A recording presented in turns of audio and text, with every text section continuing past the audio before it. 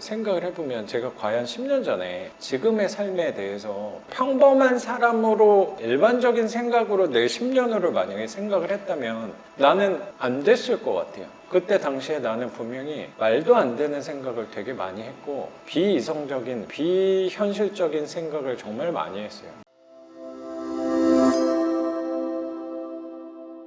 따박따박 들어오는 월세를 받으려면 나는 될 수가 있는 건가? 이런 의문을 제 스스로 하는데 나는 되게 보람차고 되게 기쁘게 일을 하고 이렇게 왔는데 저 사람들은 뭔가 물론 그 사람들도 되게 뭐 열심히 노력했겠지만 그렇죠. 뭔가 따박따박 들어오는 것 같은 느낌이 드는 거예요. 나는 노동을 진짜 열심히 해야 돈을 버는데 나는 과연 저렇게 할 수가 있는 건가? 나는 과연 될까? 이런 의문을 듣고 나서 제가 한참을 잊고 있었어요. 이제 그 부분에 대해서 남들도 다 그렇게 사니까 똑같이 이제 일하고 이제 뭐 돈 벌고 어느 순간 이제 그 생각이 딱 나더라고요. 과연 나는 저렇게 받을 수가 있는 건가? TV에 나오는 그 어떤 연예인들이 뭐 빌딩 뭐 이런 얘기 하는 거는 정말 남의 일 정말 거리감이 있는 머나먼 느낌이 진짜 드니까 나는 저렇게 할 수가 없는 것 같은데 그렇게 태어나지도 않았고 사실은 평범하게 태어나고 근데 부동산에 대해서 점점 이제 뭐 유튜브라는 매체를 통해서 많이 이제 접근성이 이제 좋아지고 하면서 그러니까 작가님이 초창기였던 것 같아요. 그 이번에 그 촬영하신 그 친구분 있잖아요. 그분하고 뭐 전세 이야기를 했었나? 오목교에서 카페에서 근데 그때 작가님이 무슨 단어를 이야기를 하셨냐면 현금 흐름이라는 단어를 말씀하셨어요. 현금 흐름? 이거 어디서 내가 책에서 본 것 같은데? 그 생각이 좀 들더라고요. 부자 아빠 가난 아빠에서 나온 그 현금 흐름 내용이랑 똑같은데 이게 또 책에서 보는 거랑 어떤 사람이 그 단어를 말하는 거랑 좀 느낌이 많이 다르더라고요. 그 책에서 볼 때는. 그리고 나서 상상력이 발휘가 된 것 같아요. 그때 당시 그 단어를 딱 듣는 순간 작가님의 그 현금 흐름이란 단어를 제가 그 단어를 사람한테 듣는 게 그때 처음이었던 것 같아요. 사람한테 현금 흐름? 난 그냥 책에서 봤던 용어인데 근데 그 현금 흐름이라는 단어를 들으니까 이거 되게 마치 제가 그 트레이너를 처음에 했을 때 그 퍼스널 트레이너라는 단어를 처음에 들었을 때처럼 그리고 이제 그때부터 이제 막 상상을 좀 했었던 것 같아요. 뭔가 좀 바뀔 수가 있겠구나. 내 인생이 조금이라도 좀 바뀔 수가 그럼요. 나도 살아가는데 그 부분이 요새 더 중요하다는 생각이 많이 들어요. 뭐냐면 상상력이라고 하는 부분이거든요. 아까 유명한 작곡가, 가수들을 얘기를 하셨는데 그런 부분들이 어쩌면 현금 흐름을 그 지적재산권으로 받고 계시는 거잖아요. 저작권료를 받는 게 어떻게 보면 그 현금 흐름이 우리가 부동산에서 받는 현금 흐름이랑 별반 큰 차이는 저는 없다는 생각을 들었고 제가 그 부분에서 현금 흐름이 어느 정도 누적이 되니까 이제 다른 부분의 현금 흐름을 볼 수 있게 된 게 어쩌면 이 유튜브 같은 것도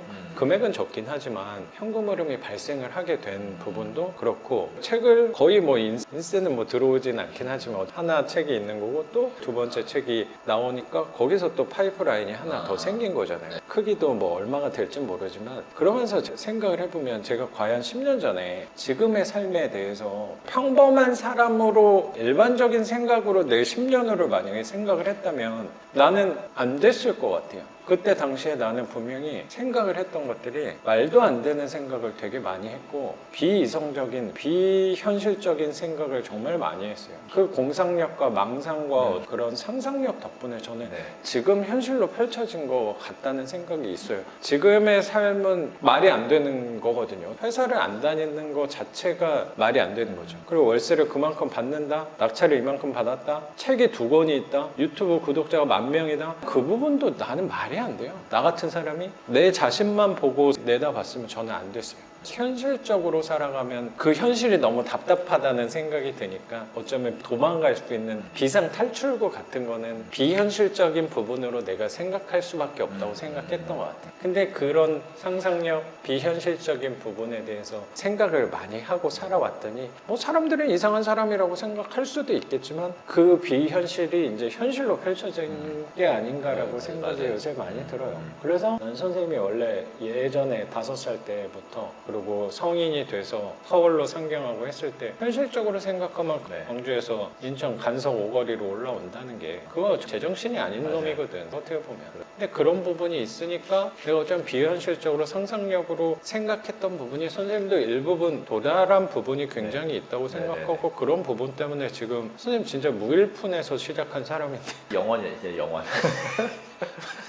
무일푼에서 시작한 사람이 지금 집이 6개가 된 부분이고 월세가 순수입 130이 된 거가 이게 현실적인 게 나는 아니죠. 아닐 수도 네. 있다고 생각해요. 맞아요. 그게 어떻게 보면 선생님이 상상력으로 만들어낸 현실이라고 생각하고요. 그리고 이제 요거는 또 마케팅적인 부분 네. 이야기를 한번 해보고 아, 그래요? 싶은데 다시 재오픈했는데 안 한다고 네. 제가 말씀드렸잖아요. 근데 왜 했어요? 장소를 빌려가지고 회원을 제가 모집을 해가지고 잘 하고 있었는데 그 사장님이 다른 업체에다가 위탁 경영을 맡겼어요. 다른 업체에다가 프랜차이즈 업체에다가. 그래서 저는 어떻게 보면 이제 외국 사람이니까 브랜드 팀이 들어왔고 프랜차이즈 팀이니까 그러니까 자기네들이 그 짜여진 그 시스템 구조가 있는데 제가 이제 있으면은 분위기에 좀 방해가 좀 될 수 있으니까 같이 일하기가 힘든 분위기가 돼버렸어요. 아, 그럼 기존 시스템은 뭐였는지 물어봐도 돼요? 그냥 일반 뭐 헬스장 같은 개인이 하는 헬스장 같은 그 느낌으로 근데 회원을 업체가 연결해주고 그런 게 있었어요? 그런 건 없었어요. 근데 거기를 통해서 했다는 게 이해가 좀 잘 안 돼서. 원래 개인 헬스장에서 우리 장소를 대여를 해주겠다 이렇게 광고를 해요. 그럼 거기서 마케팅을 좀 해주는 거야? 전혀 안 해줘요. 거기는 장소만 그냥 대여를 해줘요. 아, 대관료를 지불하고 장소만 빌리는 네. 거구나. 아, 근데 거기가 주인이 바뀌면서 시스템화를 하니까 외부 사람이 이렇게 그렇죠. 공간 쓰는 게 거슬릴 분위기, 수는 있겠네. 분위기상 아무래도 네. 자기네들 직원들도 있고 하니까 거기서 선생님은 그럼 퇴출을 당한 거네? 퇴출당 계약은 우리 이어서 못하겠다. 그게 되게 큰 헬스장이었는데 그 사실은 사람이란 게 저를 보고 오는 것도 있지만 그 시설을 보고 아, 그렇죠. 오는 것도 크잖아요. 그렇죠. 사람이. 그럼요. 근데 거기서 아래층으로 내려가야 된대요. 음. 근데 그 아래층이 그냥 우리 그 빌라 같은 그런 사무실에서 트레이닝을 이제 몇 개 거기서 이제 도구를 내려놓고 이제 네. 집에서 운동하는 것처럼 이제 하게 되는 분위기가 돼버린 그건 좀 저는- 아니다. 저는 그때 회원이 한 25명 정도 있었거든요. 비싸게 뭐 10번에 뭐 50만 원씩 회당 5만 원 받고 저는 이제 트레이닝 해줘야 되는 사람인데 아무리 이제 서로 돈 잘 벌었네, 선생님. 그때 작년에는 되게 그래서 잘 되고 있었어요. 송사에 시달리면서도 네네. 그게 있으니까 버틸 수 있는 그렇죠. 힘이 네, 됐네. 그런 어려운 가운데서도 문의는 진짜 계속 왔거든요. 계속 왔었어요. 그런 공간에서 하기가 좀 힘들어서 고민을 많이 했어요, 이거를. 이거를 어떻게 해야 되지? 원래 나는 다시 재창업을 하기가 되게 정말 싫어했던 사람인데. 그렇죠. 그래서 막 직원으로도 들어가고 네, 그랬었잖아요. 그래서 이걸 해야 되나 말아야 되나. 투자에 생각했어요. 원래 집중하겠다 이런 네. 것도 생각하셨어. 그 생각도 많이 했는데 갈 만한 데가 이제 없는 거예요, 제 나이대에. 직원으로는. 직원으로 가려면 제가 이제 매니저급으로 가야 되는데 또 매니저급으로 가서 뭐 되게 큰 수익을 얻는다는 보장이 또 있는 것도 아니고 그 시스템으로 가야 되니까 그리고 시간도 내가 너무 많이 묶이는 그 상황이 돼버릴 수 있으니까 근데 저는 이제 와이프가 이제 임신을 하고 있었던 상황이고 주변에 뭐 와이프를 도와줄 사람이 다 지방에 계시니까 부모님들이 근데 제가 이제 같이 계속해서 케어를 좀 해줬었거든요. 한 직장에 이제 웃기게 되면 최소 이제 9시간을 또 가까운 거리라는 보장도 없어요. 직장을 얻는다는 것 자체가. 그러니까 제가 창업을 할 수밖에 없는 그 상황이 돼버린 거죠. 회원은 또 많고 20명 넘게 그냥 따라온대요. 얻기는 얻었는데 점포를 시설이 제대로 제가 투자를 할 수 있는 상황이 아니어서 가지고 아무래도 투자를 제가 많이 못했어요. 상황 때문에.